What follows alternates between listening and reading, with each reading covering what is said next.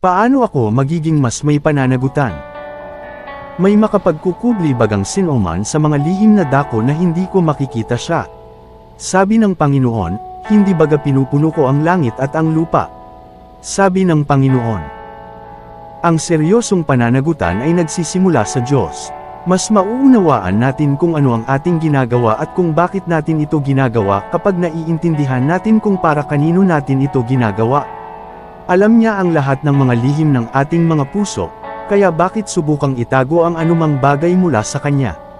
Hinahangad ng Diyos ang isang tapat na relasyon sa atin. Maaari naming makipag-usap sa Kanya tungkol sa mga paghihirap na mayroon kami sa pagsunod sa Kanya. At tayo'y mangagtinginan upang tayo'y mga udyok sa pag-iibigan at mabubuting gawa. Na huwag nating pabayaan ang ating pagkakatipon, na gaya ng ugali ng iba, kundi mangag-aralan sa isa't isa. At lalo na kung inyong namamalas na nalalapit na ang araw. Ang paghikayat sa isa't isa sa ating pang-araw-araw na buhay ay isang makapangyarihang paraan ng pananagutan. Ang lahat ng mga kasulatan na kinasihan ng Diyos ay mapapakinabangan din naman sa pagtuturo, sa pagsansala, sa pagsaway, sa ikatututo na nasa katwiran. Upang ang tao ng Diyos ay maging sakdal, tinuruang lubos sa lahat ng mga gawang mabuti. Para maging mas may pananagutan, sundin ang mga utos ng Diyos na nakabalangkas sa Kanyang salita, ang Biblia. Tapat ang mga sugat ng kaibigan, ngunit ang mga halik ng kaaway ay malabis. Dapat nating sadyang pumili ng matatalinong kaibigan na mananagot sa atin. Ang kanilang katapatan ay maaaring masaktan kung minsan, ngunit maaari tayong magligtas sa mas matinding sakit sa daan.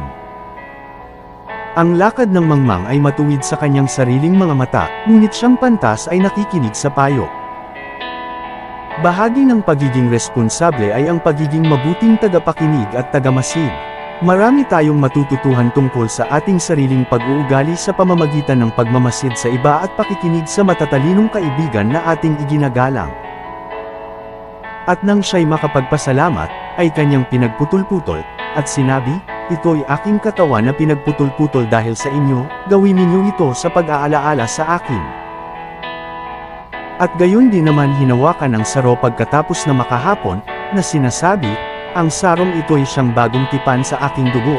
Gawin ninyo ito sa tuwing kayo'y magsisiinang, sa pag-aalaala sa akin."